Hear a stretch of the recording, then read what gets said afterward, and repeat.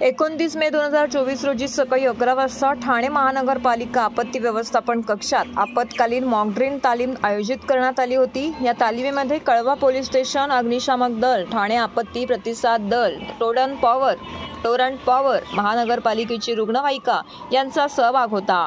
ठिकाण होते ठाणे महानगरपालिकेच्या पाण्याच्या टाकीजवळ घोलाई नगर, कळवा।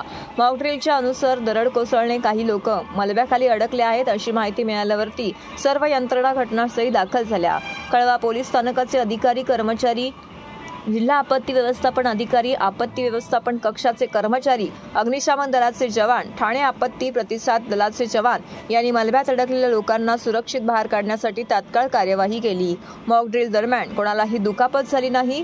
सर्व पथकांनी नियोजित पद्धतीने आणि समन्वयाने कार्य केले। सकाळी 11:30 वाजता हा मॉकड्रिल यशस्वीरित्या पूर्ण करण्यात आला। ही ठाणे महानगरपालिका आणि कळवा पोलीस स्थानक यांच्या संयुक्त विद्यमाने आयोजित तालिमीमुळे आपत्ती व्यवस्थापनाच्या तयारीचा प्रत्यक्ष या ठिकाणी आढावा घेण्यात आला।